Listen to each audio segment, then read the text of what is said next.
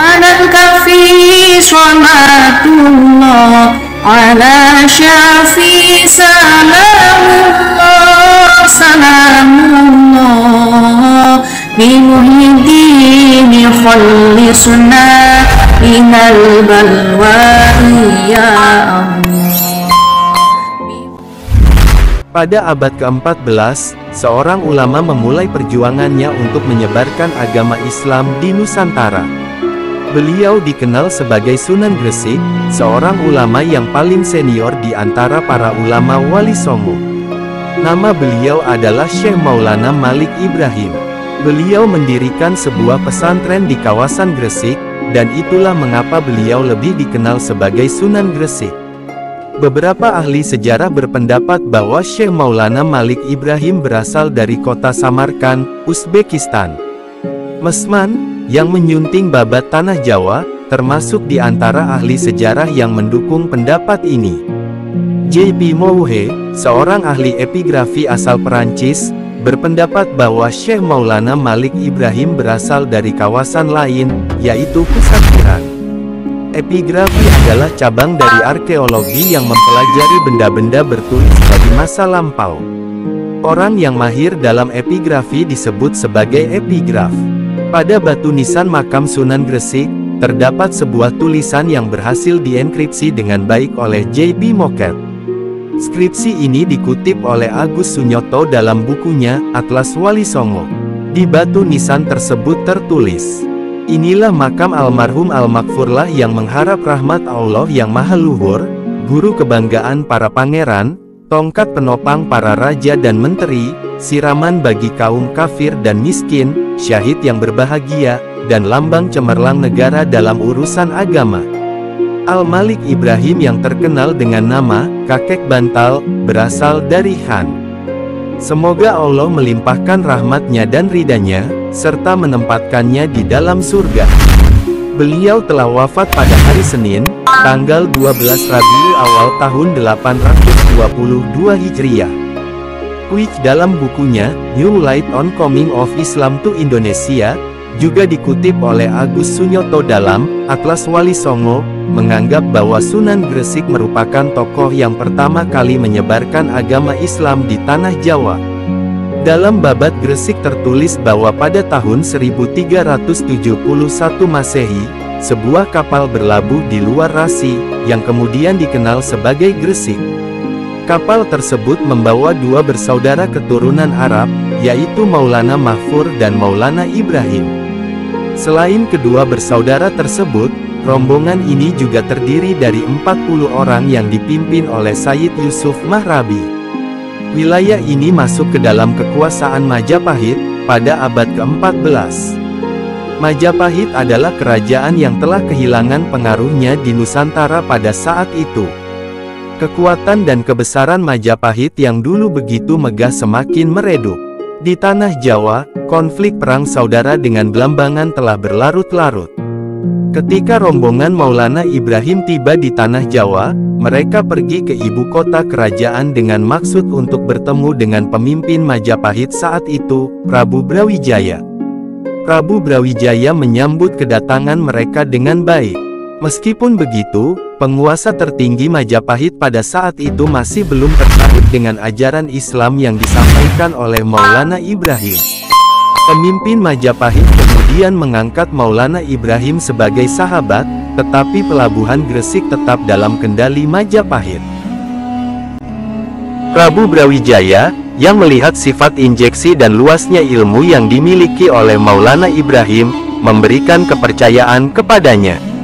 Prabu Brawijaya juga mengizinkan Maulana Ibrahim untuk menyebarkan Islam di Gresik.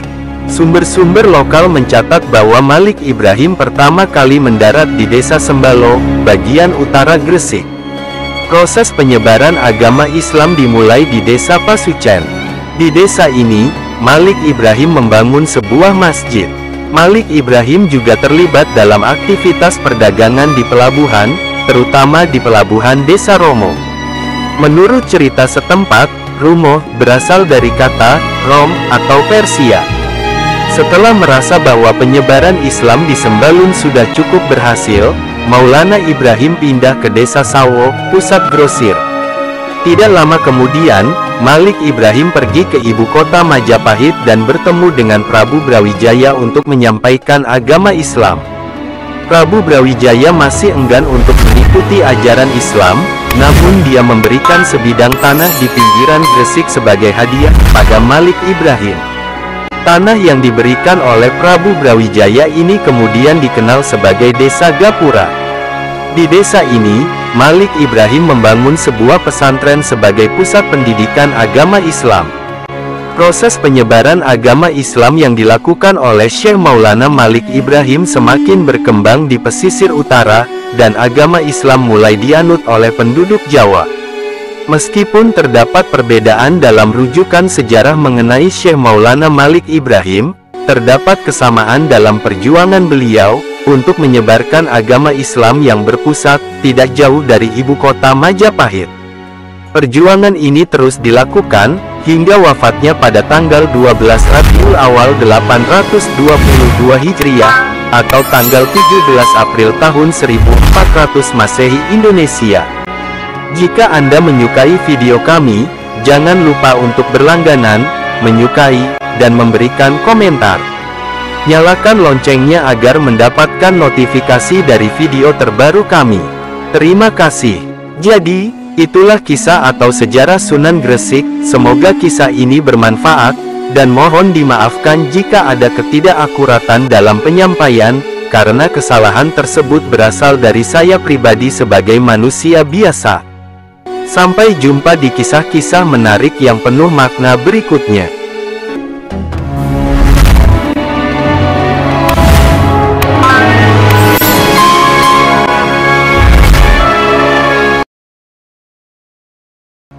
Pada sekitar abad ke-15 Masehi, perkembangan agama Islam di Jawa dan Nusantara mengalami kemajuan yang signifikan.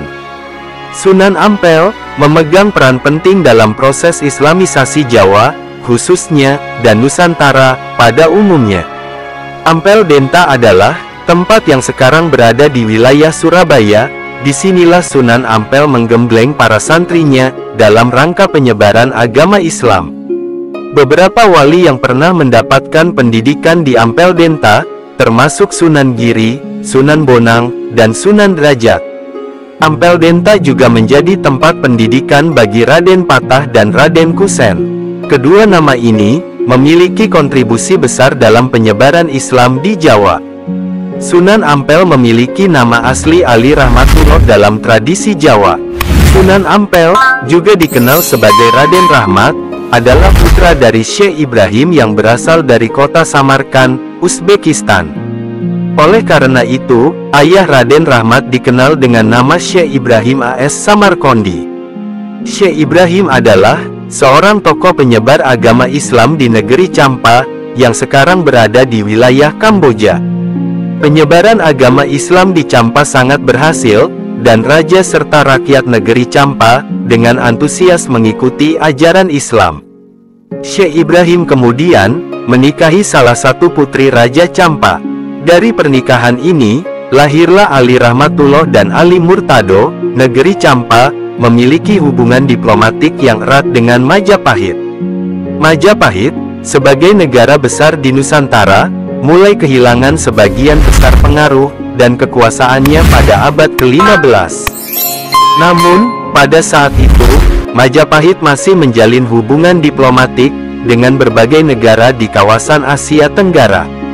Salah satu putri dari Champa yang masih berkerabat dengan Raden Rahmat menikah dengan Prabu Brawijaya kelima, pemimpin Majapahit, pada tahun 1495. Sebuah rombongan berangkat dari Champa dengan tujuan Majapahit. Rombongan ini terdiri dari Syekh Ibrahim AS Samarkandi, Ali Murtado, Ali Rahmatullah, Abu Hurairah, putra Raja Champa, beserta sejumlah kerabat. Selama perjalanan, rombongan dari Champa singgah di Palembang.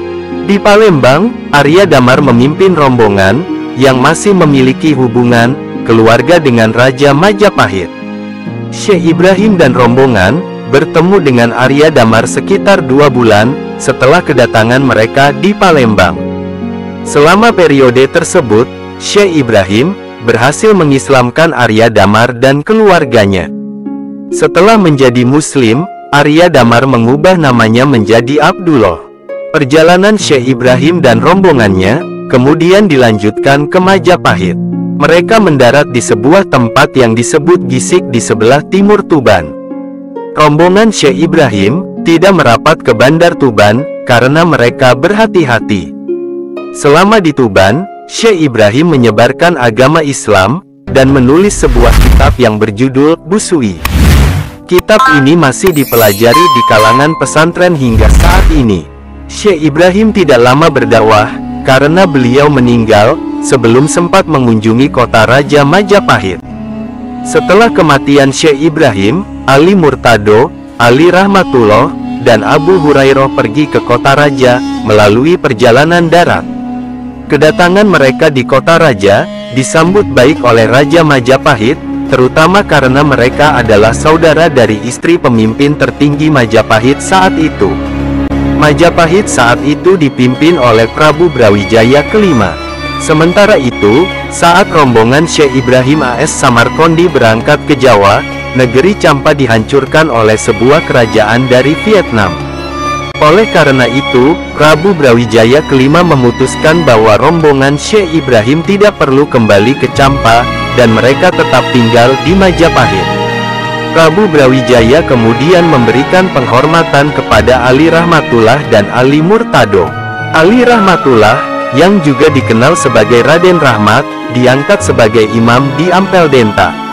Posisi ini yang membuatnya lebih dikenal sebagai Sunan Ampel. Perjalanan dari kota Raja Majapahit menuju Ampel Denta membuat Raden Rahmat melewati beberapa tempat seperti Pare, Krian, Wonokromo, dan Kembang Kuning. Di tempat-tempat tersebut, Raden Rahmat juga menyebarkan agama Islam. Setibanya di Ampel Denta, Raden Rahmat tidak hanya menjadi imam tetapi juga mendirikan sebuah pesantren. Saat itu, Surabaya dipimpin oleh Adipati Arya Lembu Sura yang sudah memeluk agama Islam. Dakwah yang dilakukan oleh Sunan Ampel pada tahun-tahun sebelumnya telah berhasil membentuk masyarakat Muslim di pesisir Majapahit. Adipati Arya Lembu Sura kemudian menikahkan Raden Rahmat dengan Nyai Ageng Manila, yang merupakan putri Arya Teja, Adipati Tuban. Kekerabatan ini menjadi landasan bagi Raden Rahmat untuk menjadi pemimpin Surabaya setelah meninggalnya Adipati Arya. Pesantren Ampel Denta, dalam perkembangannya, menjadi pusat pendidikan agama Islam pada masa Majapahit.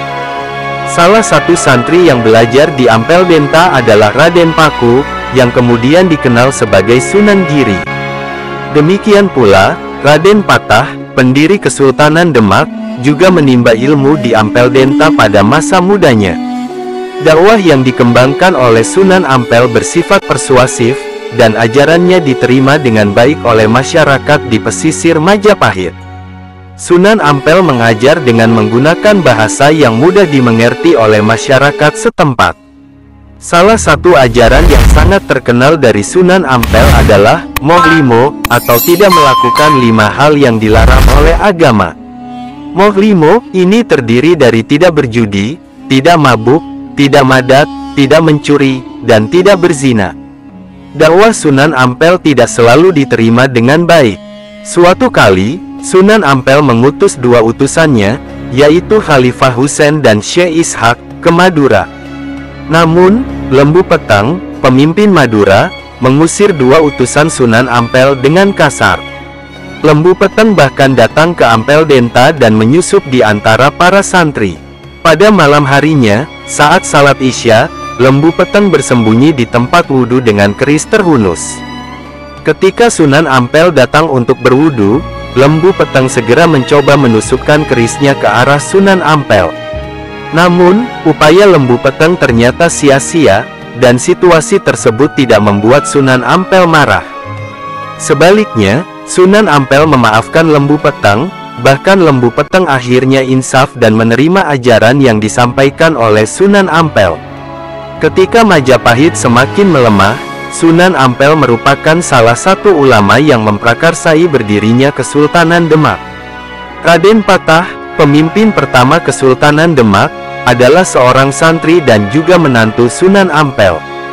Demak, yang sebelumnya merupakan suksesor Majapahit yang menganut agama Hindu, mendirikan Kesultanan Demak yang diikuti dengan pembangunan Masjid Agung Demak.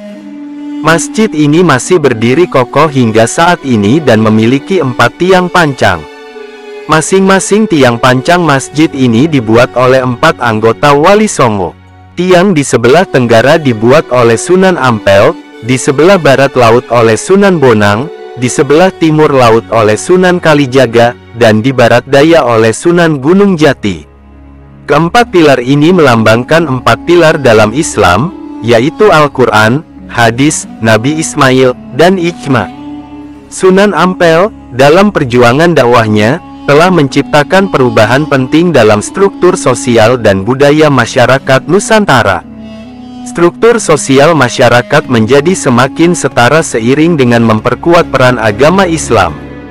Setelah berdakwah selama bertahun-tahun, Sunan Ampel tutup usia. Data sejarah mencatat tahun yang berbeda mengenai kematian Sunan Ampel. Dalam Babatin Gresik yang dikutip oleh Agus Sunyoto, melalui Atlas Wali Songo, Sunan Ampel disebut wafat pada tahun 1401 Saka atau tahun 1479 Masehi.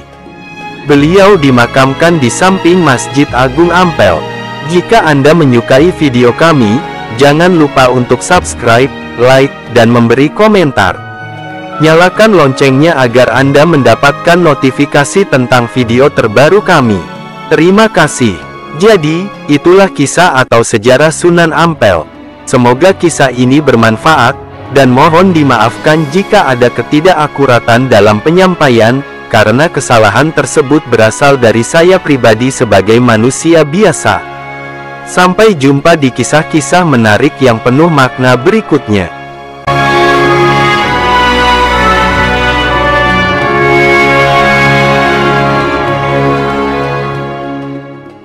Salah satu tokoh dalam Wali Songo, memiliki kedudukan sebagai raja dan pengaruh dakwah yang besar. Dakwah Sunan Giri tidak hanya terbatas di Pulau Jawa, melainkan juga menyebar ke berbagai wilayah seperti Banjar, Martapura, Pasir, dan Kutai di Kalimantan. Selanjutnya, dakwah ini terus berlanjut ke arah timur, mencapai Buton dan Goa di Pulau Sulawesi, hingga akhirnya mencapai Kepulauan Nusa Tenggara dan Kepulauan Maluku. Sunan Giri, yang lahir sekitar tahun 1442 Masehi di Blambangan, adalah putra Maulana Ishak, utusan Sunan Ampel. Maulana Ishak dikirim untuk berdakwah ke ujung timur Jawa, yaitu Blambangan, atas perintah Sunan Ampel. Kehadiran Muhammad Ishak di Blambangan mendapat sambutan baik dari Raja Blambangan, bahkan ia dinikahkan dengan Dewi Sekardadu, putri Raja Blambangan. Meskipun demikian, Raja Blambangan dan rakyatnya belum sepenuhnya menerima Islam. Berdasarkan babat Tanah Jawi dan kutipan dalam Atlas Wali Songo yang disusun oleh Agus Sunyoto, dakwah Maulana Ishak di Blambangan menghadapi banyak hambatan. Raja Blambangan menolak Islam dan tidak menyukai dakwah yang diusahakan oleh menantunya tersebut. Maulana Ishak terpaksa meninggalkan Blambangan dan istrinya, yang saat itu sedang hamil tua. Daerah Paciran, Lamongan, menjadi tempat dakwah Maulana Ishak selanjutnya. Tidak lama setelah itu, Dewi Sekardadu melahirkan bayi laki-laki, tetapi sayangnya, ia meninggal setelah melahirkan. Pada saat itu, wabah mewabah di Blambangan, dan Prabu Menak Sembuyu mengaitkannya dengan kelahiran cucunya. Akhirnya, bayi laki-laki tersebut dihanyutkan ke laut. Bayi laki-laki itu ditemukan oleh awak kapal dari Nyai Pinati yang sedang berlayar di laut karena terbawa arus laut. Bayi laki-laki itu diberi nama Joko Samudro. Nyai Pinati membawa Joko Samudro ke rumahnya di Gresik dan merawatnya hingga ia tumbuh besar. Nama Pinate masih terkait dengan keluarga kesatria Manggis di Bali. Mereka adalah keturunan dari Menak Koncar, penguasa Lumajang, dan juga memiliki hubungan dengan keluarga Istana Majapahit pada generasi awal yang memeluk Islam. Ketika Nyi Pinati menganggap Joko Samudro sudah cukup usianya, ia mengirimnya ke Ampel Denta Sunan Ampel. Ternyata, Sunan Ampel mengetahui identitas sebenarnya Joko Samudro, sehingga ia mengganti namanya menjadi Raden Paku. Selama belajar di Ampel Denta, Raden Paku bersahabat dengan Raden Mahdum Ibrahim, putra Sunan Ampel yang kemudian dikenal sebagai Sunan Bonang, seperti yang dicatat dalam Babat Tanah Jawi yang dikutip oleh Agus Sunyoto dalam bukunya Atlas Wali Songo. Suatu saat, Raden Paku dan Raden Mahdum Ibrahim pergi untuk mengejar ilmu dan melaksanakan ibadah haji. Mereka berdua bertemu dengan Maulana Ishak ketika tiba di Malaka. Saat itu, Maulana Ishak sedang melakukan dakwah di Melaka. Kiu Hyun, selama berada di Malaka, Maulana Ishak, ayah kandung Raden Paku, memberikan mereka banyak pelajaran tentang Islam. Maulana Ishak sendiri menyadari bahwa Raden Paku adalah putra kandungnya. Atas saran Maulana Ishak, Raden Paku dan Raden Mahdum Ibrahim menunda perjalanan mereka ke Mekah. Maulana Ishak menjelaskan bahwa kondisi Jawa saat itu lebih membutuhkan dakwah Islam. Akhirnya, Raden Paku dan Raden Mahdum Ibrahim kembali ke Jawa. Raden Paku dibekali dengan segumpal tanah dan 2 orang abdi, yaitu Syekh Kojah dan Saya Gerigis. Raden Paku mencari tempat yang tanahnya sama dengan tanah yang diberikan oleh ayahnya. Dia menemukan tempat tersebut, sebuah bukit yang dikenal sebagai Giri. Raden Paku membangun sebuah masjid di puncak bukit tersebut. Dari puncak bukit itu, Raden Paku mendirikan pesantren dan menyebarkan dakwah Islam. Kelak, Raden Paku akan lebih dikenal sebagai Sunan Giri, di mana pendidikan menjadi prioritas dalam dakwahnya. Oleh karena itu, dia mendirikan sebuah pesantren di kawasan Bukit Kiri. Pesantren Giri berkembang pesat, dengan para santri datang dari berbagai wilayah Nusantara, bukan hanya dari Pulau Jawa, tetapi juga dari tempat-tempat jauh seperti Kalimantan, Sulawesi, Nusa Tenggara, dan Kepulauan Maluku. Sunan Giri, yang awalnya dikenal sebagai Raden Paku, tidak ragu-ragu untuk mengunjungi desa-desa terpencil dalam rangka berdakwah. Beliau sering berinteraksi langsung dengan penduduk desa. Cara ini mulai membuahkan hasil ketika situasi memungkinkan. Sunan Giri kemudian mulai melakukan dakwah secara lebih terbuka. Dalam strategi dakwahnya, Sunan Giri tidak melupakan aspek-aspek kebudayaan. Oleh karena itu, beliau memanfaatkan beberapa tradisi atau adat yang tidak bertentangan dengan agama dalam upaya berdakwah, terutama mengingat bahwa masyarakat Jawa cenderung menghargai tembang. Sunan Giri juga menciptakan beberapa tembang seperti Padang Bulan, Joret Gulaganti, dan Cubla-Cubla Suweng. Tembang-tembang ini sangat berhasil dalam menyentuh hati masyarakat pedesaan Jawa, bahkan hingga saat ini masih dikenal. Selain menciptakan tembang, Sunan Giri juga mengembangkan berbagai jenis permainan anak-anak seperti gelungan, jamuran, dan gendigrit, yang menjadi sangat populer di kalangan anak-anak desa selama puluhan tahun. Tembang-tembang dan permainan yang diciptakan oleh Sunan Giri memiliki nilai pendidikan rohani yang tinggi, terutama untuk anak-anak. Sunan Giri sangat menekankan pentingnya pengenalan masalah ruhaniyah kepada anak-anak sejak usia dini. Selain mengembangkan tembang dan permainan, aspek budaya yang juga menjadi perhatian Sunan Giri adalah seni wayang kulit. Sunan Giri memiliki peran besar dalam mereformasi bentuk dan cerita dalam pertunjukan wayang kulit agar lebih sesuai dengan pesan dakwah Islam. Sunan Giri juga menciptakan karakter-karakter baru dalam pewayangan. Karakter wayang seperti Kafe Mendadak, Kapisraba, Tapian Nalar, Tapi Cemoohan, Tapi Winata, atau Urahasura adalah hasil kreasi Sunan Giri. Gerakan dakwah ini sangat berhasil dan sukses dalam membentuk komunitas muslim di Gresik, serupa dengan cara Sunan Ampel membentuk komunitas muslim di Surabaya.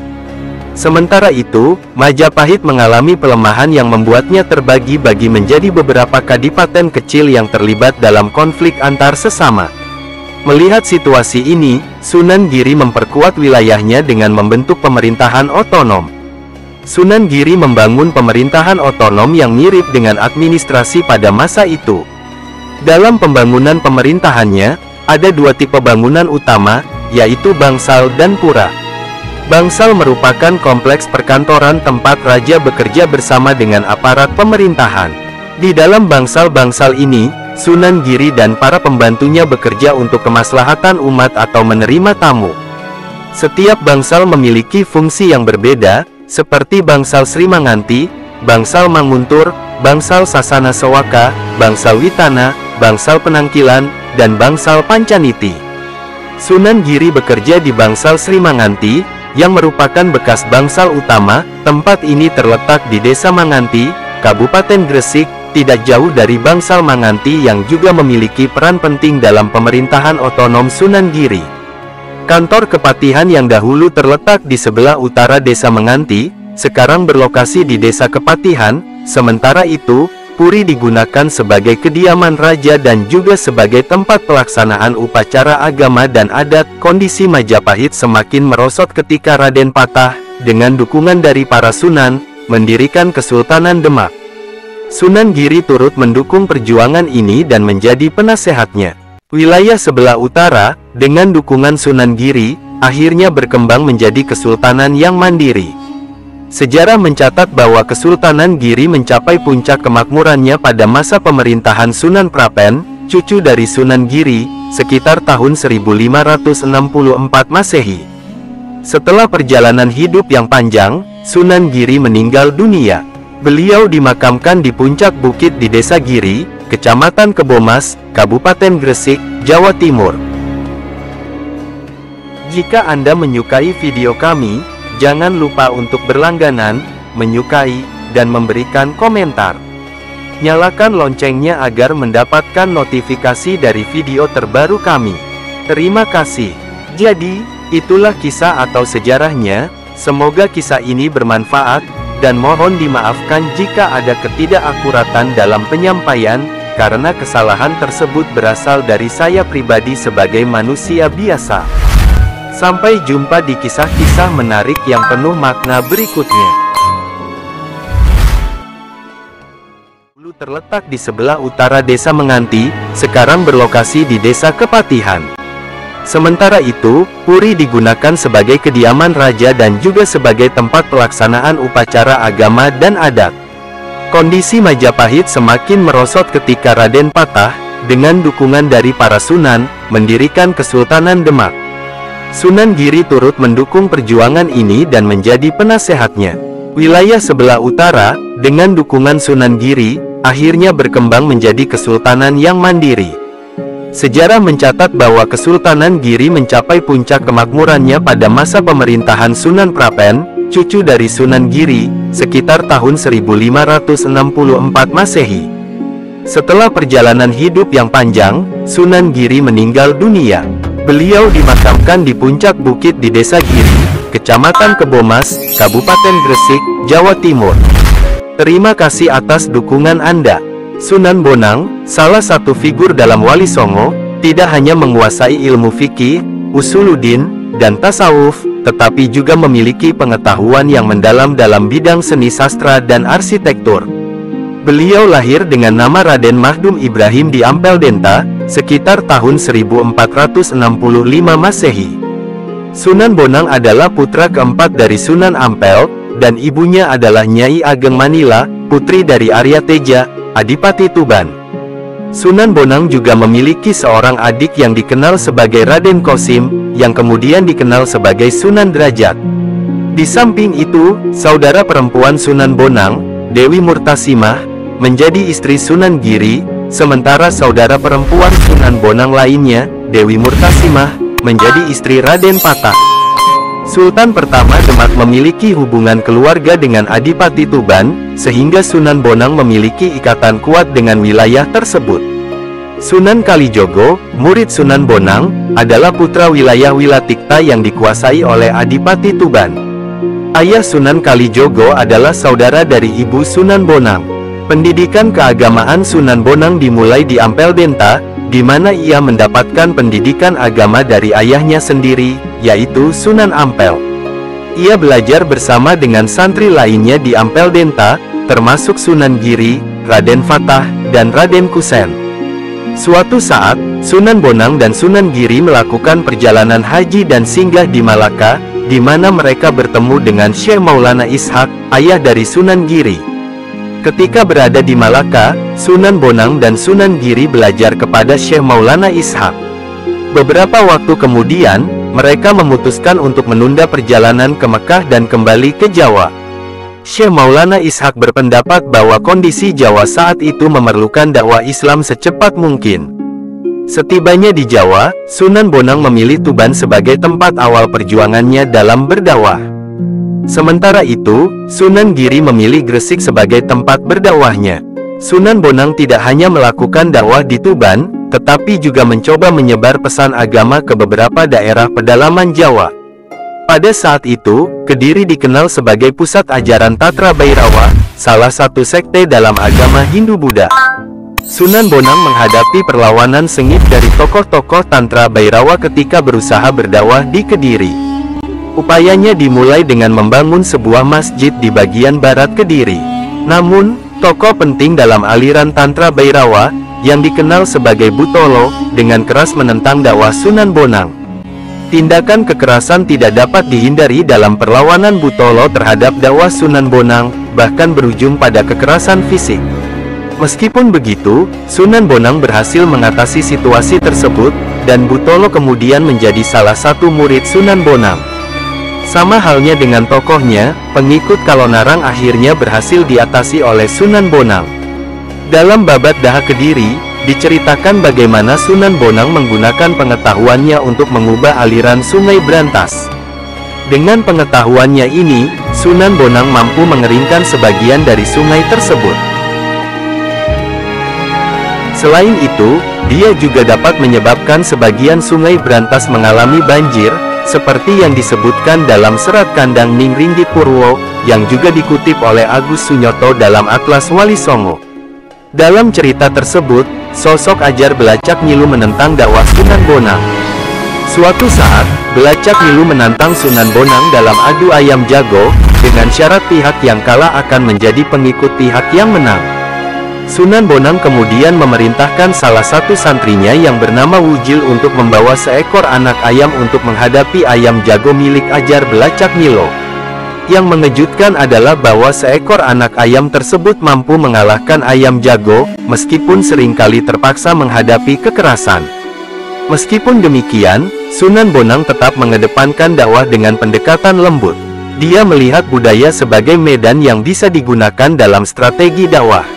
Sunan Bonang memperhatikan setiap aspek kebudayaan masyarakat Jawa dan mempelajari bagaimana dakwahnya bisa diterima tanpa kekerasan.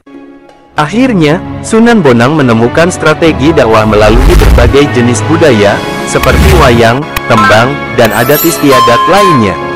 Pendidikan juga menjadi fokus utama dalam dakwahnya. Salah satu santrinya, yaitu Raden Syahid, kemudian menjadi tokoh terkemuka yang dikenal sebagai Sunan Kalijogo. Dalam naskah Yakart Hasanuddin, yang dikutip oleh Agus Sunyoto dalam Atlas Wali Songo, disebutkan bahwa setelah pergi dari Kediri, Sunan Bonang pergi ke Demak atas undangan Raden Patah. Selama berada di Demak, Sunan Bonang tinggal di sebuah desa yang dikenal sebagai Bonang, yang tidak terlalu jauh dari pusat kota Demak. Itu adalah tempat yang kemudian memberi nama kepada Raden Makdum Ibrahim, yang menjadi dikenal sebagai Sunan Bonang. Pada saat itu, Raden Patah meminta Sunan Bonang untuk menjadi penghulu di Masjid Demak. Sunan Bonang juga terlibat dalam pembangunan Masjid Agung Demak. Dia bertanggung jawab atas salah satu tiang penyangga masjid. Tiang penyangga utama Masjid Agung Demak, yang dalam istilah Jawa disebut Sokoguru, dibangun oleh 4 sunan. Sunan Bonang membuat bagian barat laut Sokoguru Masjid Agung Demak. Sementara itu, Sokoguru yang berada di timur laut dibangun oleh Sunan Kalijogo, bagian tenggara oleh Sunan Ampel, dan bagian barat daya oleh Sunan Gunung Jati. Namun, Sunan Bonang sendiri tidak lama menjadi imam di Masjid Demak. Sunan Bonang melanjutkan dakwahnya di Lasem, khususnya di kawasan sekitar Bukit Watu Layar, di sebelah timur Lasem, yang kemudian dikenal sebagai Desa Bonang. Namun, Sunan Bonang tidak hanya berdakwah di satu tempat. Setelah waktu di Lasem, ia kembali ke Tuban untuk melanjutkan dakwahnya. Dia merujuk pada Carita Lasem, seperti yang dikutip oleh Agus Sunyoto dalam Atlas Wali Songo. Sunan Bonang diangkat sebagai wali negara Tuban, yang memberinya wewenang dalam masalah keagamaan untuk mendapatkan simpati masyarakat Jawa. Sunan Bonang mulai menggunakan seni sebagai sarana dakwah. Dia menciptakan alat musik yang dikenal sebagai bonang, yang banyak digunakan dalam pertunjukan wayang. Selain itu, Sunan Bonang juga mereformasi seni pertunjukan wayang agar lebih efektif dalam menyampaikan pesan dakwahnya kepada masyarakat, bukan hanya sebagai bentuk seni semata. Bonang juga digunakan oleh aparat desa untuk mengumpulkan warga. Kesenian wayang yang populer di kalangan masyarakat Jawa ini terbukti sangat efektif sebagai sarana dakwah. Tentu saja, Sunan Bonang melakukan modifikasi pada cerita dan bentuk wayang tersebut agar lebih sesuai dengan ajaran Islam. Sunan Bonang menggunakan pertunjukan wayang sebagai cara untuk menyampaikan ajaran yang memiliki dimensi rohaniyah. Dalam hal bentuk, Sunan Bonang memperkaya seni pertunjukan wayang dengan memasukkan karakteristik berbagai hewan seperti kuda, gajah, harimau, garuda, kereta perang, dan rampogan. Selain itu, dia menciptakan beberapa jenis tembang bertema religius, salah satunya adalah Tombo Ati yang masih populer hingga saat ini. Sebagai seorang ulama yang aktif dalam berdakwah, Sunan Bonang juga menulis naskah-naskah berisi ajaran tasawuf. Historiografi Belanda, dalam bukunya, Het Boek van Bonang, menyebutkan bahwa naskah-naskah kuno yang diyakini ditulis oleh Sunan Bonang. Naskah-naskah kuno yang dikumpulkan oleh Stryker berisi ringkasan pemahaman Sunan Bonang terhadap ajaran ulama-ulama sebelumnya, seperti Al-Ghazali dan Abu Sakur bin Shuaib. Sunan Bonang dikenal sebagai sosok yang sangat tekun dalam menyebarkan agama Islam. Dalam serat Kanda Ning Purwo, disebutkan bahwa Ki Pandan Arang berada di Pulau Tirang untuk berdakwah, dan usahanya berhasil mengislamkan penduduk serta pendeta Hindu di Pulau Tirang. Hal yang sama berlaku untuk Batara Katong, putra Raja Brawijaya kelima, yang berjanji untuk memeluk Islam setelah kematian ayahnya. Sunan Bonang kemudian mengirimkan Syekh Wali Lanang untuk mengingatkan Batara Katong tentang janjinya, tetapi Batara Katong telah masuk Islam di bawah bimbingan Kiai Ageng Pandan Arang sebelum bertemu dengan utusan Sunan Bonang. Setelah berdakwah selama beberapa waktu yang panjang, Sunan Bonang akhirnya wafat. Beliau dimakamkan di sebelah barat alun-alun kota Tuban. Jika Anda menikmati video kami, jangan lupa untuk berlangganan, memberikan like, dan meninggalkan komentar. Aktifkan loncengnya agar Anda mendapatkan notifikasi tentang video terbaru kami. Terima kasih. Jadi, itulah kisah atau sejarahnya. Semoga kisah ini bermanfaat, dan mohon dimaafkan jika ada ketidakakuratan dalam penyampaian, karena kesalahan tersebut berasal dari saya pribadi sebagai manusia biasa. Sampai jumpa di kisah-kisah menarik yang penuh makna berikutnya. Masyarakat di Nusantara mengenalnya. Beliau adalah salah satu anggota Wali Songo yang namanya terkenal hingga saat ini. Wali Songo memiliki peran penting dalam proses Islamisasi di Nusantara. Dalam kurun waktu kurang dari 1 abad sejak Sunan Gresik mulai berdakwah, masyarakat di Nusantara sudah mengikuti ajaran Islam yang disampaikan melalui Nabi Muhammad SAW. Sunan Kalijogo, seperti anggota Wali Songo lainnya, memiliki peran besar dalam upaya Islamisasi Nusantara. Beliau juga dikenal sebagai seorang wali yang memiliki pengetahuan luas dalam berbagai bidang ilmu, termasuk fikih, usuluddin, tasawuf, seni, sastra, arsitektur, falak, pertanian, dan busana.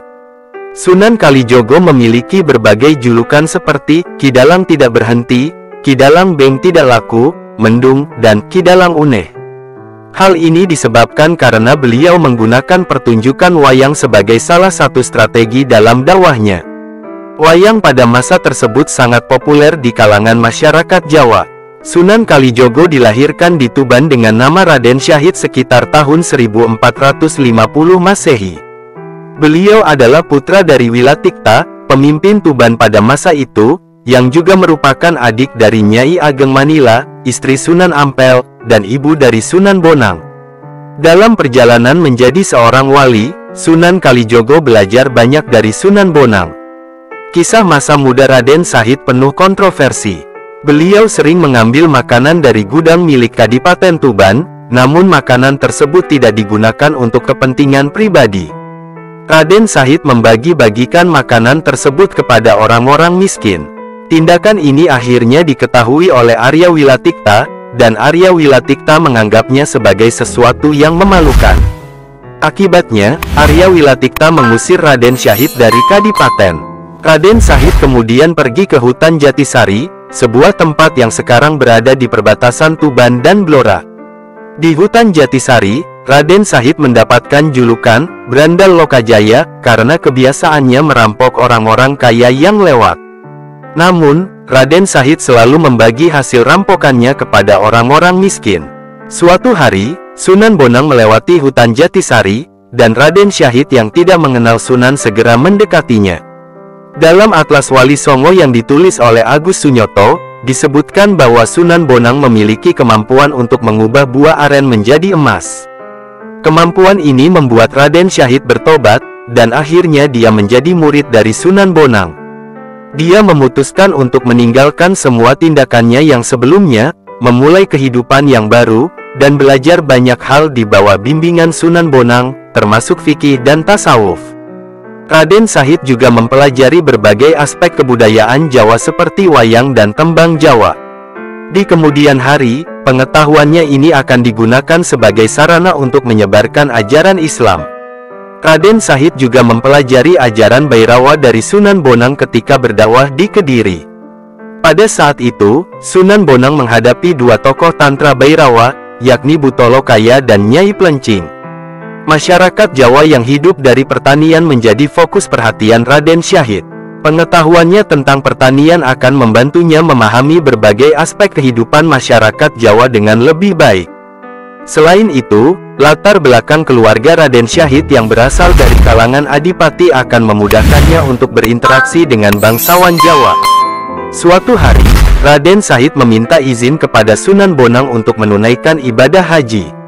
Pelaksanaan haji tersebut sejalan dengan ajaran Sunan Bonang agar sesuai dengan dalil Al-Quran dan hadis.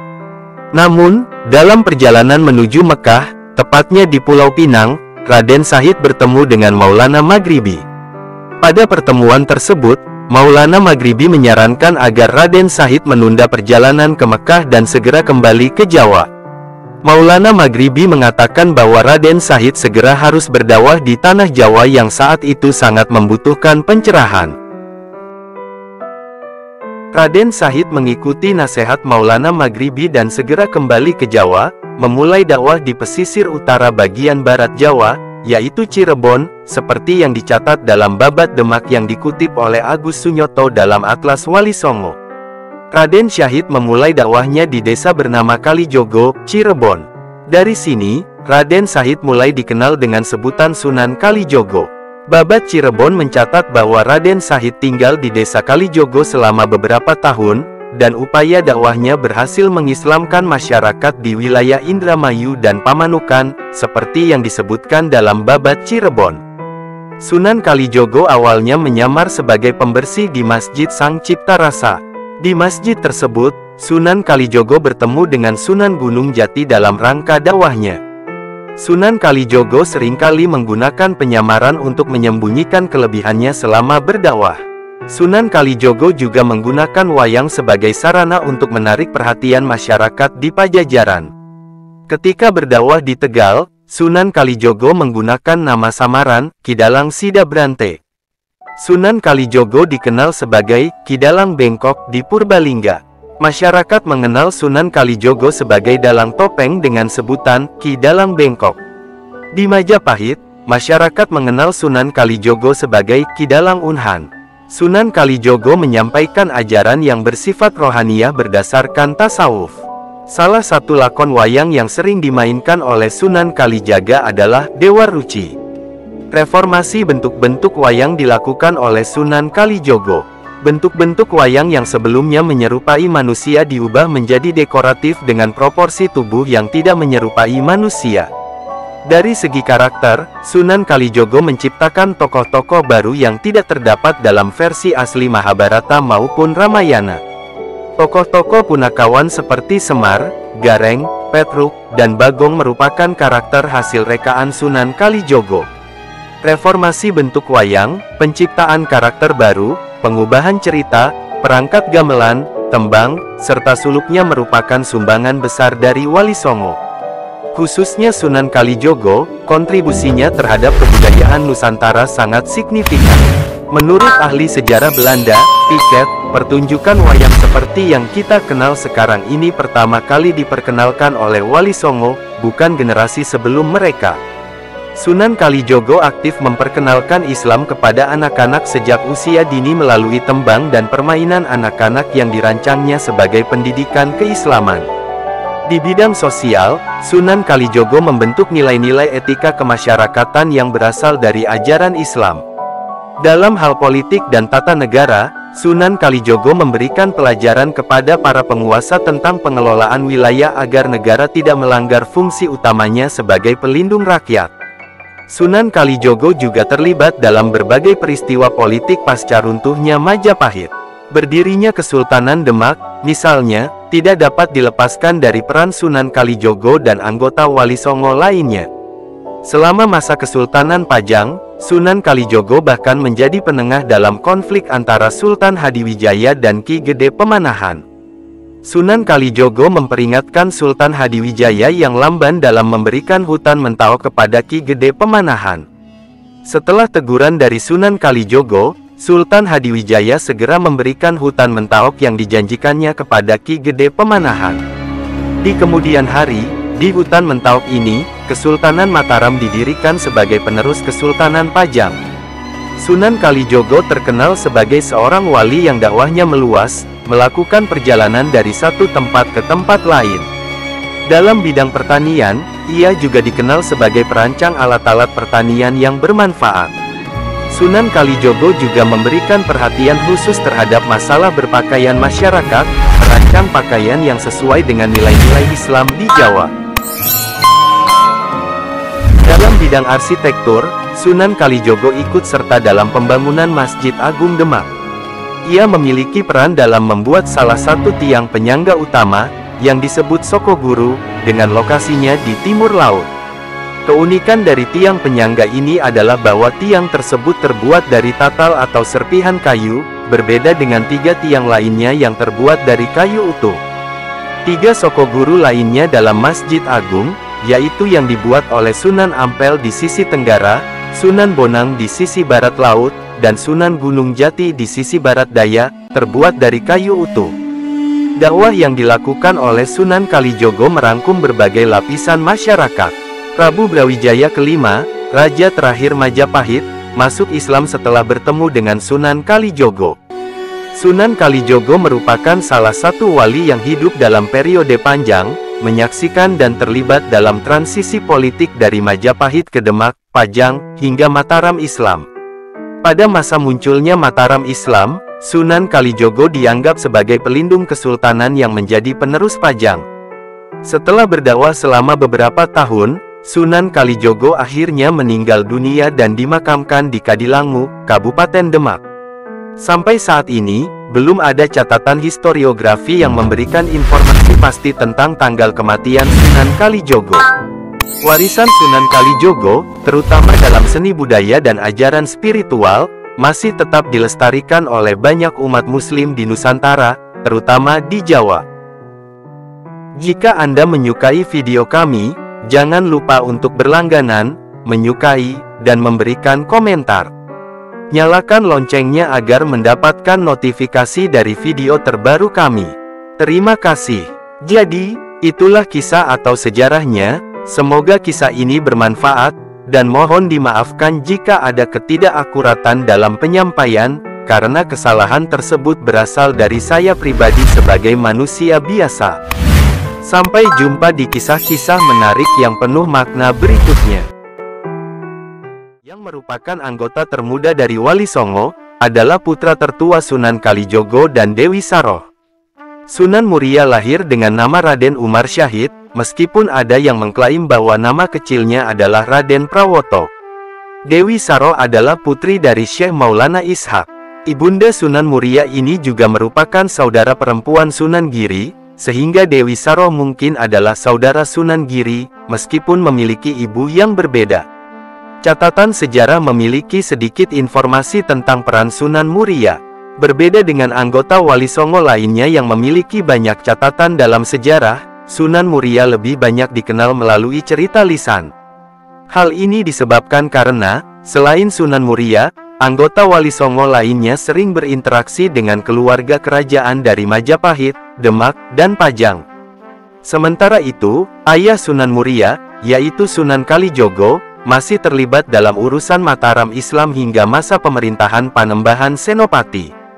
Sunan Muria sendiri lebih banyak berkegiatan di sekitar Gunung Muria, utara Demak. Beliau memilih hidup bersama dengan rakyat dan berfokus pada aktivitas di sekitar Gunung Muria. Oleh karena itu, Raden Umar Said kemudian dikenal dengan nama Sunan Muria. Sebagai anak seorang anggota Wali Songo, Sunan Muria memulai pendidikannya dengan Sunan Kalijaga. Selama masa ini, beliau mempelajari kehidupan masyarakat dan kebudayaan yang mereka anut. Pada masa itu, sebagian besar masyarakat masih memeluk agama Hindu-Buddha, sementara sebagian kecil lainnya telah memeluk Islam. Maxim mengikuti ajaran animisme dan dinamisme. Dalam cerita lisan, disebutkan bahwa Sunan Muria menjalani ritual yang disebut Topong Eli, yang artinya mencari dengan cara menghanyutkan diri di sungai. Namun, dalam konteks saat ini, Topong Eli lebih mengacu pada integrasi diri ke dalam masyarakat tanpa mengikuti praktik-praktik negatif. Seorang pendakwa seharusnya berinteraksi dengan masyarakat dan membimbing mereka menuju perbaikan, seperti yang dilakukan Sunan Kalijogo.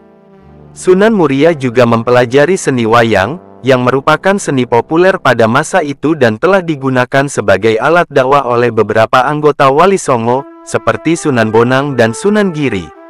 Selain Sunan Kalijogo, Sunan Muria juga belajar dari Sunan Ngerang, bersama dengan Sunan Kudus. Sunan Muria juga menimba ilmu di pesantren Sunan Ngerang yang dipimpin oleh Syekh Nurul Yakin. Sunan Ngerang adalah seorang ulama di daerah Juwana, Pati, yang pernah diundang oleh Sunan Ampel dalam pertemuan ulama di Ampel Denta, menunjukkan peran pentingnya dalam penyebaran Islam di Jawa. Selama belajar di Juwana, Sunan Muria menikahi Dewi Roroyono, putri dari Sunan Ngerang. Namun, sumber sejarah yang menyebutkan guru utama Sunan Muria setelah belajar belum ditemukan. Setelah belajar selama beberapa tahun, Sunan Muria memulai aktivitas dakwahnya dengan membangun sebuah masjid di puncak Gunung Muria, dan tidak jauh dari situ, ia mendirikan sebuah pesantren sebagai pusat pengajaran agama Islam pada masa itu. Gunung Muria terletak di sebuah pulau terpisah dari daratan Jawa sebelum pendangkalan akibat semburan lumpur terjadi. Ada sebuah selat yang menghubungkan Muria dengan pesisir Demak. Oleh karena itu, pada masa tersebut, Demak masih merupakan sebuah kota pesisir, sedangkan Muria adalah sebuah pulau yang berada di seberang utara Demak. Raden Umar Said memulai dakwahnya di sekitar Gunung Muria. Di kemudian hari, Raden Umar Said lebih dikenal sebagai Sunan Muria. Sunan Muria membangun sebuah masjid dan pesantren di puncak Gunung Muria. Ini menjadi pusat peribadatan sekaligus pendidikan agama Islam. Sunan Muria mengadopsi efektivitas dalam berdakwah seperti yang dilakukan Sunan Kalijogo, yang menggunakan seni wayang sebagai media dakwah. Sunan Muria sering memainkan lakon Dewa Ruci, yang diciptakan oleh Sunan Kalijogo, bersama dengan beberapa lakon lainnya seperti Dewasrani, Jamus Kalimasada, Begawan Ciptaning, dan Semar Ambaran Jantur. Melalui seni wayang yang diadaptasi sesuai dengan ajaran Islam, Sunan Muria menyampaikan pengetahuan tentang tauhid. Selain itu, Sunan Muria juga menggunakan tembang-tembang Jawa, terutama jenis sinom dan kinanti, sebagai media dakwah. Sunan Muria, seperti anggota Wali Songo lainnya, melakukan akulturasi budaya dengan menghormati berbagai kebiasaan lama selama bisa disesuaikan dengan ajaran Islam, seperti tradisi kenduri untuk orang yang meninggal. Sunan Muria memodifikasi tradisi ini dengan memasukkan bacaan-bacaan dari surat-surat di Al-Quran. Metode dakwah yang tidak memaksa dan bijaksana ini akhirnya memenangkan hati masyarakat di sekitarnya. Ketika masyarakat di sekitar Gunung Muria mulai mengadopsi ajaran Islam, mereka juga mulai mendalami Islam melalui pendidikan di pesantren Sunan Muria. Pendidikan di pesantren ini memiliki peran penting dalam menjaga kelangsungan dakwah. Awalnya, daerah sekitar Gunung Muria bukanlah tempat yang aman. Kaki Gunung Muria penuh dengan perampok dan pencuri yang kejam. Muria, yang pada saat itu merupakan pulau terpisah dari Jawa, menjadi tempat yang cocok bagi para penjahat untuk bersembunyi. Sunan Muria, sebagai seorang pendakwah, berupaya membawa mereka keluar dari dunia kejahatan. Ada kisah tentang Kiai Mashudi, yang sebelumnya adalah seorang perampok yang sangat menentang kehadiran Sunan Muria. Namun, akhirnya, dia mengalami perubahan hati, menjadi seorang murid Sunan Muria, dan meninggalkan dunia kejahatan. Dalam dakwahnya, Sunan Muria lebih berfokus pada kalangan rakyat jelata. Ini membuatnya terlihat menjauh dari pusat kekuasaan saat itu, yaitu Kesultanan Demak. Meskipun demikian, Sunan Muria tetap berusaha mendekati berbagai lapisan masyarakat dengan beragam profesi. Sunan Muria memberikan berbagai jenis keterampilan kepada penduduk agar mereka memiliki waktu luang untuk mempelajari agama Islam. Sunan Muria berhasil dalam perjuangan dakwahnya, menyebarkan Islam dari Gunung Muria hingga mencapai beberapa wilayah di sekitarnya. Meskipun terlihat menjauh dari pusat kekuasaan, Sunan Muria tetap setia kepada Kesultanan Demak. Awalnya, ia mendukung Sultan Trenggono, yang kemudian digantikan oleh putranya, Sunan Prawoto. Namun, keputusan ini memicu ketegangan politik dengan Arya Penangsang, Adipati Jipang, yang mengklaim hak untuk berkuasa atas Kesultanan Demak. Sunan Muria menyatakan dukungannya tetap pada keturunan Sultan Trenggono, tetapi ia memilih untuk tidak terlibat dalam aktivitas politik.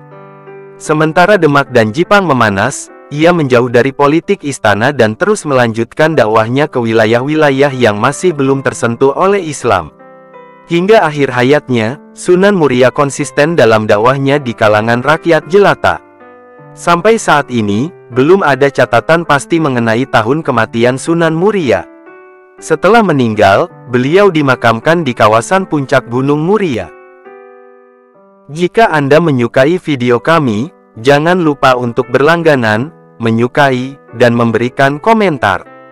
Nyalakan loncengnya agar mendapatkan notifikasi dari video terbaru kami. Terima kasih. Jadi, itulah kisah atau sejarahnya. Semoga kisah ini bermanfaat, dan mohon dimaafkan jika ada ketidakakuratan dalam penyampaian, karena kesalahan tersebut berasal dari saya pribadi sebagai manusia biasa. Sampai jumpa di kisah-kisah menarik yang penuh makna berikutnya.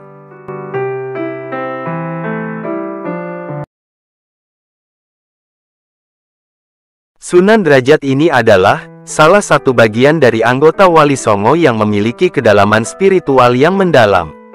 Keberadaannya menjadi penting dalam budaya dan ajaran di Nusantara. Ini adalah Sunan Derajat. Sunan Derajat, juga dikenal dengan berbagai nama, adalah anggota ketujuh dari Wali Songo. Ia merupakan putra Nyi Ageng Gamelan dan merupakan bagian dari keluarga yang memiliki nilai-nilai spiritual yang tinggi. Sunan Derajat berdakwah di pesisir sebelah barat dan memiliki pengaruh besar dalam mempromosikan kerjasama antar masyarakat. Dalam kehidupannya, Sunan Derajat menikahi putri Sunan Gunung Jati, Manila, yang merupakan putri Adipati Manila. Seperti anggota Wali Songo lainnya, Sunan Derajat juga menggunakan nama samaran, salah satunya adalah Singo Mengkok. Dia mengajarkan pentingnya bekerja sama dengan sesama dan selalu mengingat Tuhan dalam segala hal. Sunan Derajat juga dikenal menggunakan wayang sebagai media untuk menyampaikan ajarannya. Ini memberikan kesempatan bagi banyak orang untuk memahami pesan-pesannya. Setelah menikah, Raden Kosim, putranya, tinggal bersama Sunan Derajat hingga saatnya ia tutup usia pada tahun 1522 Masehi. Sunan Derajat memberikan kontribusi besar dalam membangun masyarakat yang harmonis dan penuh kebahagiaan. Budaya dan ajarannya masih hidup di masyarakat Jawa hingga sekarang. Jangan lupa untuk like video kami dan berikan komentar Anda. Juga, pastikan untuk menyalakan lonceng notifikasi agar Anda tidak ketinggalan video terbaru kami. Terima kasih.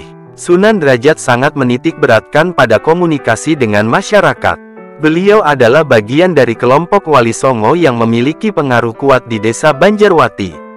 Dalam upayanya mengatasi kemiskinan dan meningkatkan derajat sosial, Raden Kosim, anak Sunan Derajat, juga terlibat aktif. Sunan Derajat, yang juga dikenal sebagai Wong Kang Luwe, sangat peduli terhadap kebaikan bersama. Ini tercermin dalam Museum Sunan Derajat, yang terletak di tempat ini. Beliau dimakamkan di sebuah makam yang disebut Duor. Pentingnya kebudayaan Jawa dan semangat gotong royong sangat ditekankan oleh Sunan Derajat. Beliau mengajarkan bahwa manusia tidak boleh terlalu terlena dan harus bekerja keras dalam upaya mencapai cita-cita bersama. Melalui media wayang, Sunan Derajat menyampaikan pesan-pesan kehidupan kepada masyarakat. Upaya ini terus diwarisi oleh generasi selanjutnya. Dalam museum yang mencatat warisannya, kita dapat menemukan peninggalan-peninggalan Sunan Derajat yang menginspirasi. Mari kita terus mengingat Tuhan dan bekerja keras untuk kepentingan bersama, seperti yang ditekankan oleh beliau. Jangan lupa untuk berlangganan channel kami dan aktifkan lonceng notifikasi agar Anda mendapatkan informasi tentang video terbaru kami. Terima kasih. Sunan Derajat adalah seorang pemimpin yang sangat bijaksana, dan pengetahuannya telah diteruskan kepada generasi berikutnya. Di bawah pengaruh Sunan Gunung Jati, Raden Kosim, yang merupakan anak dari Pangeran Hashim, tumbuh menjadi seorang yang memiliki pemahaman yang luas. Ia berasal dari Kecamatan Paciran, Kabupaten Lamongan. Sunan Derajat dengan penuh simpati telah memberikan pendidikan dan pelatihan kepada Raden Kosim, bukan hanya dalam hal fisik, tetapi juga dalam hal akal dan mental. Sunan Derajat memiliki peran penting dalam membentuk karakter Raden Kosim. Salah satu contoh kebaikan Sunan Derajat adalah ketika beliau memberikan sebatang tongkat kepada Mayang Madu, yang memiliki kepentingan dalam ajaran sosioantropologi kebudayaan Jawa. Ini adalah langkah penting dalam memupuk solidaritas dan gotong royong dalam masyarakat. Sunan Derajat juga memperhatikan aspek spiritual dan moral masyarakatnya. Ia menggunakan wayang sebagai alat untuk mengambil hati masyarakat, dan ajarannya diikuti oleh banyak orang. Sunan Derajat juga memiliki hubungan keluarga yang kuat dengan Sunan Bonang, yang juga dikenal sebagai ulama penting dalam sejarah Jawa. Dalam catatan sejarah, Sunan Derajat sangat dihormati oleh penduduk, dan pengaruhnya dalam masyarakat terus berkembang, termasuk memberikan bantuan kepada orang yang membutuhkan seperti orang buta atau yang kelaparan. Sunan Derajat adalah contoh dari jiwa sosial yang tinggi, dan ajarannya memiliki dampak yang besar dalam kehidupan masyarakat di Pulau Jawa. Sunan Derajat adalah seorang tokoh yang sangat dermawan, yang mengabdikan hidupnya untuk berdakwah di Banjarwati, Cirebon. Sunan Derajat, yang juga dikenal dengan nama Pangeran Derajat, sebenarnya adalah Raden Kosim, dan ia memiliki kisah inspiratif. Raja Kosim lahir pada sekitar tahun 1470 Masehi dan tumbuh besar di bawah kepemimpinan Raden Patah, penguasa Kesultanan Demak. Ia selalu memperhatikan mereka yang membutuhkan dan membantu dalam dakwahnya. Selain menggunakan wayang sebagai sarana dakwah, Sunan Derajat juga mengubah konsep diri dan bergerak ke arah yang lebih spiritual. Sunan Derajat sangat mempedulikan nasib kaum miskin dalam penyampaian ajaran Islamnya. Aktivitas dakwahnya dimulai dengan konsep pengendalian diri dan sensitivitas terhadap kehidupan sosial. Ia memahami pentingnya kesabaran dan penahanan terhadap godaan dunia. Salah satu prestasi terbesar Sunan Derajat adalah membuat surau dan mengajar berbagai jenis tembang Jawa untuk penduduk setempat. Ia juga menciptakan sebuah falsafah yang sangat mirip dengan ajarannya. Sunan Derajat sangat vokal dalam menyampaikan pesan-pesan falsafahnya kepada masyarakat, yang dikenal sebagai Pepito, atau 7 ajaran. Raden Kosim, yang kemudian dikenal sebagai Sunan Derajat, sangat memudahkan bahasa Cirebon dengan pesan-pesannya. Ia memahami pentingnya solidaritas sosial dalam masyarakat dan menekankan nilai-nilai tersebut dalam dakwahnya. Sunan Derajat berinteraksi sangat dekat dengan masyarakat di Desa Derajat, yang saat ini dikenal dengan nama Desa Derajat. Ia selalu berusaha membantu dan memberikan dukungan kepada mereka, menciptakan kehidupan yang lebih baik bagi masyarakat setempat. Pesantren Ampel Denta, di bawah bimbingan masyarakat yang hidup dalam kemiskinan, merupakan tempat berkomunikasi dengan penduduk setempat. Sunan Derajat, yang pada dasarnya telah berdakwah di Banjarsari, sangat memperhatikan kehidupan sosial. Ia juga sangat vokal dalam mengajarkan pentingnya bersedekah. Sunan Derajat menciptakan tembang-tembang yang disebut Gopal di Bitung, yang merupakan salah satu ajarannya. Selain itu, sikap Sunan Derajat masuk ke dalam Kecamatan Paciran, di mana ayahnya sendiri, Sunan Ampel, adalah bagian dari pengajaran Islam. Artinya, dalam keheningan, Sunan Derajat belajar di pesantren Ampel Denta di Bitung. Setelah mengambil bagian dalam sidang para wali di istana, Sunan Derajat mulai menggunakan bahasa yang lebih mudah dimengerti oleh penduduk setempat. Ia juga menggabungkan unsur-unsur kebudayaan Jawa dalam dakwahnya, yang membuat pesan-pesannya lebih mudah diterima oleh masyarakat. Pesantren Ampel Denta juga menjadi tempat pendidikan para santri yang menghasilkan musik yang populer di kalangan masyarakat Jawa. Sunan Derajat, bagian dari strategi dakwahnya, membangun resepsi asing yang sangat dipengaruhi oleh perangkat gamelan, alat musik tradisional. Ini adalah upaya untuk menyebarkan ajaran Islam melalui musik. Raden Qasim, yang kemudian dikenal sebagai Sunan Derajat, menjadi pihak yang dapat dimengerti oleh banyak orang dengan ajarannya tentang etos kerja dan kemuliaan manusia. Ia berproses menuju kemuliaan dengan teladan dari beberapa wali, seperti Sunan Bonang dan Sunan Ampel, yang terus melanjutkan aktivitas dakwahnya. Sunan Ampel bahkan mengirim Raden Qasim dalam berbagai kesempatan untuk berdakwah. Hal ini membuat bagian ini sangat ditekankan sebagai kedermawanan, yang sangat dikenal oleh Sunan Derajat. Sunan Derajat membangun pesantren Giri di Sunan Kalijogo dan Sunan Hakiki Cirebon untuk meningkatkan pemahaman agama Islam dalam masyarakat. Ia juga memainkan wayang sebagai salah satu cara untuk menyampaikan ajaran Islam. Sunan Derajat selalu menghormati dan mendorong toleransi antara sesama manusia. Beberapa tahun kemudian, Raden Qasim meninggalkan kepercayaan lamanya dan memeluk agama Islam. Sunan Derajat, dalam strategi dakwahnya, selalu menekankan pentingnya solidaritas sosial dan gotong royong. Ia juga mengajarkan kepada penduduk tentang ajaran Islam serta keluarganya. Raden Qasim kembali ke Ampel Denta sebelum memulai dakwah untuk menyebarkan agama Islam. Selain mendalami masalah keagamaan, Raden Qasim juga menekankan pentingnya solidaritas sosial dalam pencapaian kemuliaan. Ia mengajarkan tata cara membangun rumah dan membuat adat tandu untuk mengangkut orang sakit. Selama belajar di Cirebon, Raden Qasim juga menjalankan sholat 5 waktu dan mempelajari berbagai adat kebudayaan Goa. Dengan kemampuannya dalam instrumen musik, Sunan Derajat juga dikenal dengan tembang-tembang Jawa yang ia nikahkan dengan Dewi Sufiyah. Hal ini diperintahkan oleh Sunan Ampel untuk memperluas dakwah Islam. Jika Anda menyukai video kami, jangan lupa untuk berlangganan, menyukai, dan memberikan komentar. Nyalakan loncengnya agar mendapatkan notifikasi dari video terbaru kami. Terima kasih. Jadi, itulah kisah atau sejarahnya. Semoga kisah ini bermanfaat, dan mohon dimaafkan jika ada ketidakakuratan dalam penyampaian, karena kesalahan tersebut berasal dari saya pribadi sebagai manusia biasa. Sampai jumpa di kisah-kisah menarik yang penuh makna berikutnya.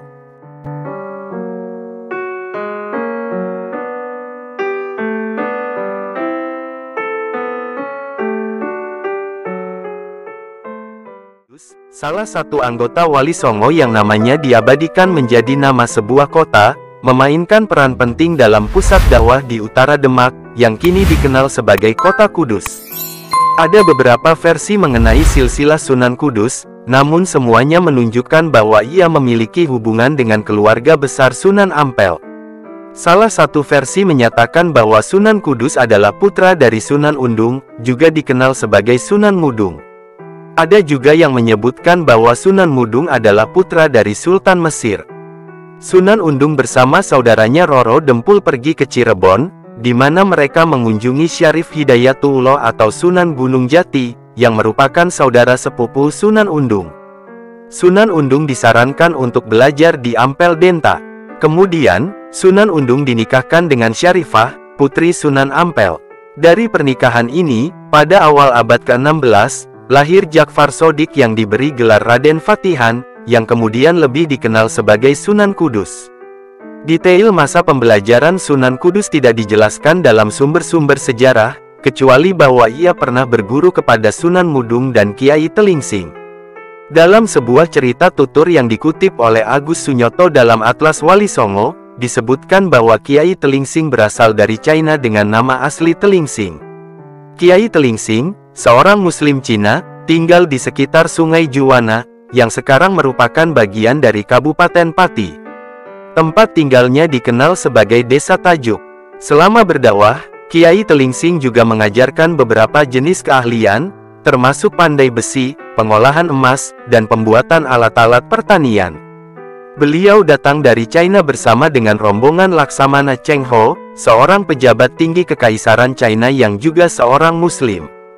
Laksamana Cheng Ho memiliki peran dalam penyebaran agama Islam di Nusantara, khususnya Jawa, dan beberapa anak buahnya yang Muslim ditinggalkan di berbagai tempat untuk menyebarkan agama Islam. Pertemuan antara Kiai Telingsing dan Ja'far Shodiq terjadi ketika Kiai Telingsing sudah berusia lanjut dan mencari pengganti untuk tugas-tugas dakwahnya. Saat itu, Kiai Telingsing melihat kedatangan Ja'far Shodiq, seorang pemuda. Kiai Telingsing dan Ja'far Shodiq kemudian mendirikan sebuah masjid yang dikenal sebagai Masjid Ngangok. Ngangok berasal dari bahasa Jawa yang artinya menoleh ke sana kemari, merujuk pada pertemuan awal mereka. Ja'far Shodiq kemudian menggantikan Kiai Telingsing dalam penyebaran agama Islam.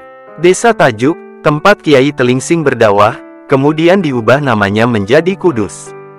Meskipun ada cerita yang menyebutkan bahwa Ja'far Shodiq belajar di Ampel Denta, kemungkinan besar ia tidak sempat berguru kepada Sunan Ampel. Pada tahun 1481 Masehi, Sunan Ampel telah meninggal dunia. Ja'far Shodiq dikenal sebagai seorang yang suka berkelana ke negeri-negeri jauh, bahkan pernah pergi hingga ke tanah Hindustan. Ia juga pergi ke Mekah untuk menunaikan ibadah haji. Ja'far Shodiq adalah seorang ahli dalam bidang kerajinan emas, pandai besi, dan pembuatan benda-benda pusaka, seperti keris. Kemungkinan besar ia mempelajarinya dari Kiai Telingsing, sebagaimana anggota Wali Songo lainnya. Dalam menjalankan dakwahnya, Sunan Kudus menggunakan pendekatan yang persuasif. Pada masa itu, beliau melarang masyarakat Muslim di kota Kudus untuk menyembelih sapi pada hari raya Idul Adha. Ini adalah bagian dari strategi dakwah Sunan Kudus, karena sebagian besar masyarakat masih memeluk agama Hindu. Sebagai gantinya, Sunan Kudus memerintahkan penyembelihan kerbau sebagai hewan kurban pada hari raya Idul Adha. Hingga saat ini, masih ada sebagian masyarakat Kudus yang tidak menyembelih sapi sebagai hewan kurban, tetapi tetap menyembelih kerbau. Ini tidak hanya berlaku pada hari raya Idul Adha, tetapi juga dalam kehidupan sehari-hari. Sunan Kudus mengikuti prinsip surat An-Nahl ayat 125, yang mengajak manusia untuk menyebarkan agama dengan hikmah, pelajaran yang baik, dan cara yang baik. Seperti anggota Wali Songo lainnya, Sunan Kudus menggunakan seni dan budaya sebagai pendekatan dalam dakwahnya. Beliau juga memperkenalkan teknologi terapan tepat guna, seperti teknik pengolahan emas yang sangat dibutuhkan pada masa itu. Selain itu, perdagangan masih menggunakan mata uang emas dan perak. Sunan Kudus juga berkontribusi dalam bidang arsitektur dengan memadukan unsur-unsur Hindu dan Islam dalam bangunan seperti Menara Masjid Kudus dan pintu gerbang Lawang Kembar. Sunan Kudus juga melakukan perjalanan dakwah ke luar Jawa, terdokumentasi dalam naskah kuno yang dimiliki oleh masyarakat Muara Enim, Sumatera Selatan. Bersama Syekh Ja'far Shodiq, Syekh Jalaluddin, Raden Fatah, serta ulama lainnya, mereka berdakwah hingga ke wilayah Bengkulu. Dalam perjalanan ini, mereka mengajarkan agama kepada banyak murid, yang pada akhirnya, menjadi cikal bakal berdirinya kota Muara Enim. Sebagai anggota Wali Songo pada masa transisi politik, Sunan Kudus terlibat dalam setidaknya 3 peristiwa penting. Pertama, beliau ikut serta dalam pertempuran melawan sisa-sisa kekuatan Majapahit yang masih bertahan di Kediri, tugas yang sebelumnya diemban oleh Sunan Ngudung namun gagal. Kedua, Sunan Kudus turut menumpas gerakan Ki Ageng Pengging bersama dengan Syekh Siti Jenar yang dianggap makar oleh Kesultanan Demak setelah wafatnya Sunan Ngudung. Ketiga, Sunan Kudus diangkat sebagai Imam Masjid Agung Demak pada masa kepemimpinan Sultan Trenggono, serta menjadi hakim negara yang merumuskan hukum-hukum yang berlaku di Kesultanan Demak setelah Sultan Trenggono wafat. Setelah Demak mengalami kekisruhan politik, Sunan Kudus pergi dari Demak dan mengembangkan dakwahnya di kota Kudus. Disinilah beliau mulai mengatur desa Tajuk, mengubah namanya menjadi Kudus, serta mendirikan pesantren dan Masjid Kudus dengan menara ikonik, yang dianggap sebagai karya arsitektur yang menggabungkan unsur-unsur kebudayaan Jawa Hindu dan Islam. Sunan Kudus adalah salah satu dari Wali Songo yang meninggalkan peninggalan fisik berupa bangunan, terutama Masjid Kudus dengan menaranya yang ikonik. Beliau tutup usia sekitar pertengahan abad ke-16 dan dimakamkan di kompleks pemakaman bagian belakang Masjid Agung Kudus. Jika Anda menyukai video kami, jangan lupa untuk berlangganan, menyukai, dan memberikan komentar. Nyalakan loncengnya agar mendapatkan notifikasi dari video terbaru kami. Terima kasih. Jadi, itulah kisah atau sejarahnya. Semoga kisah ini bermanfaat, dan mohon dimaafkan jika ada ketidakakuratan dalam penyampaian, karena kesalahan tersebut berasal dari saya pribadi sebagai manusia biasa. Sampai jumpa di kisah-kisah menarik yang penuh makna berikutnya.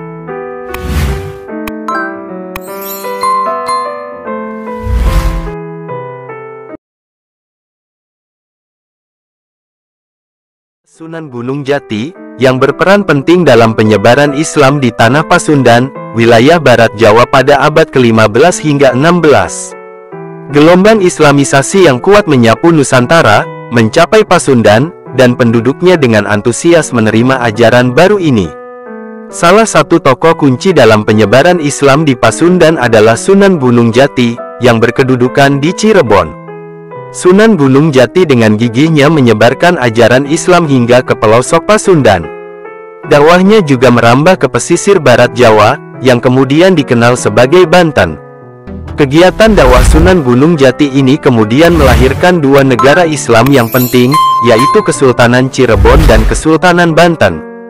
Dalam catatan sejarah, Sunan Gunung Jati dilahirkan sekitar tahun 1498 Masehi. Nama aslinya adalah Syarif Hidayatullah, sesuai dengan naskah Mertasinga yang dikutip oleh Agus Sunyoto dalam Atlas Wali Songo. Sunan Gunung Jati adalah putra dari Sultan Hak, yang memimpin negeri Bani Israel kini Palestina. Ibunya adalah Nyi Rara Santang, putri dari Raja Pajajaran. Sumber lain, seperti naskah Carita Purwaka Caruban Nagari, menyebutkan bahwa Sunan Gunung Jati adalah putra Sultan Mahmud, yang wilayah kekuasaannya meliputi Mesir hingga Palestina. Naskah ini juga mencatat tentang ibu Sunan Gunung Jati, yang dikenal dengan nama Nyi Rara Santang, atau juga dikenal sebagai Syarifah Mudaim. Naskah tersebut juga menyebutkan bahwa Sunan Gunung Jati memiliki seorang adik perempuan yang bernama Syarif Nurullah. Pendidikan Sunan Gunung Jati dimulai di Mekah, di mana beliau belajar di bawah bimbingan Syekh Najmurini Kubro. Setelah beberapa tahun di Mekah, Syekh Najmur Kubro memerintahkan Sunan Gunung Jati untuk berguru kepada Syekh Muhammad Athoillah di Mesir Utara. Kemudian, Sunan Gunung Jati diajak oleh Syekh Muhammad Athoillah untuk pergi ke Pasai, di mana beliau berguru kepada seorang ulama. Selama di Pasai, Sunan Gunung Jati belajar di bawah bimbingan Syekh Datuk Maulana Sidik, yang juga dikenal sebagai Maulana Ishak, yang ternyata adalah ayah dari Sunan Giri. Proses pembelajaran Sunan Gunung Jati berlanjut ke Karawang, di mana Syekh Datuk Maulana Sidik memerintahkan Sunan Gunung Jati untuk berguru kepada Syekh Bentong. Namun, saat tiba di Karawang, Syekh Bentong menolak menjadi guru Sunan Gunung Jati dan justru ingin belajar darinya. Kemudian, Syekh Bentong menunjuk Syekh Haji Jubah sebagai guru Sunan Gunung Jati. Namun, juga sama seperti Syekh Bentong, Syekh Haji Jubah juga ingin belajar dari Sunan Gunung Jati. Akhirnya, Syekh Haji Jubah menyarankan Sunan Gunung Jati untuk pergi ke Kudus dan menemui Datuk Bahrul sebagai gurunya. Ketika Sunan Gunung Jati tiba di Kudus, ia disambut dengan sukacita oleh Datuk Bahrul. Selama beberapa tahun, Sunan Gunung Jati belajar di bawah bimbingan Datuk Bahrul. Setelah merasa cukup, Datuk Bahrul kemudian memerintahkan Sunan Gunung Jati untuk pergi ke Ampel Denta dan belajar di bawah bimbingan Sunan Ampel. Saat di Ampel Denta, Sunan Gunung Jati menjadi saudara dengan Sunan Bonang, Sunan Giri, dan Sunan Kalijogo. Sunan Gunung Jati belajar dengan tekun di Ampel Denta hingga akhirnya Sunan Ampel memerintahkan agar Sunan Gunung Jati berdakwah di pesisir utara bagian barat Jawa, yaitu Cirebon. Sunan Ampel mengirimkan muridnya ke Gunung Jati di Cirebon, dan itulah tempat di mana Syarif Hidayatullah lebih dikenal sebagai Sunan Gunung Jati. Sunan Gunung Jati memulai dakwahnya dengan menggunakan nama Syahid Kamil Pangeran Cakrabuana, atau juga dikenal sebagai Abdullah Iman.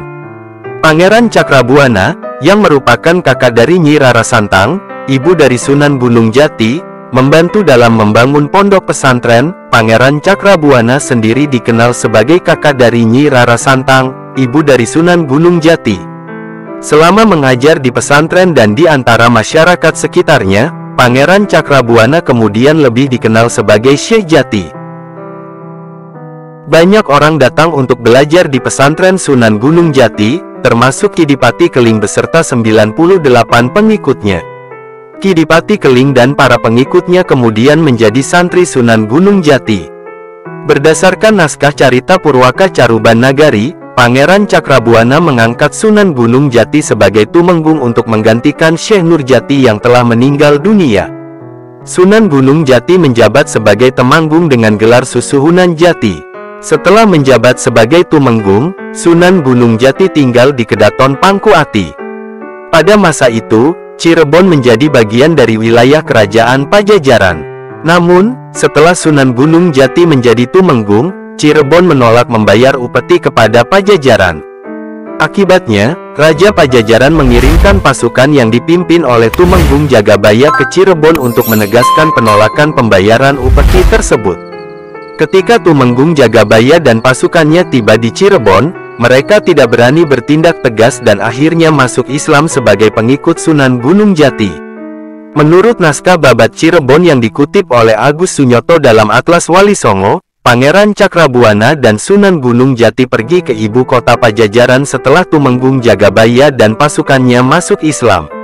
Meskipun sempat dibujuk oleh Ki Buyut Tali Barat untuk menolak ajakan Sunan Gunung Jati, Prabu Siliwangi, pemimpin Pajajaran, akhirnya bersedia masuk Islam. Dalam naskah Burak Pajajaran, disebutkan bahwa setelah berdakwah di Banten, Sunan Gunung Jati berhasil mengislamkan seorang tokoh berpengaruh, Gede-Gede Engkau. Setelah sebulan berdakwah di Banten, Sunan Gunung Jati dan Pangeran Cakrabuana kembali ke Cirebon. Setelah kembali ke Cirebon, Sunan Gunung Jati lebih banyak mengajar di pesantren Cirebon dan menjalin hubungan yang kuat dengan Kesultanan Demak. Pangeran Jayakelana, putra Sunan Gunung Jati, menikahi Putri Pembayun, putri Raden Patah. Sunan Gunung Jati memiliki peran penting dalam pembangunan Masjid Agung Demak. 4 tiang penyangga utama, yang juga dikenal sebagai Soko Guru, Masjid Agung Demak dibuat oleh 4 anggota Wali Songo. Sunan Gunung Jati bertanggung jawab atas pembuatan Soko Guru sebelah barat daya Masjid Agung Demak. Sementara itu, Soko Guru sebelah tenggara dibuat oleh Sunan Ampel, sebelah barat laut oleh Sunan Bonang, dan sebelah timur laut oleh Sunan Kalijogo. Namun, selama berdakwah, Sunan Gunung Jati menghadapi serangan militer dari kerajaan Galuh yang dipimpin oleh Prabu Cakraningrat. Pasukan Galuh menyerbu Cirebon dengan kekuatan besar, meskipun kekuatan militer Cirebon belum sebanding dengan mereka.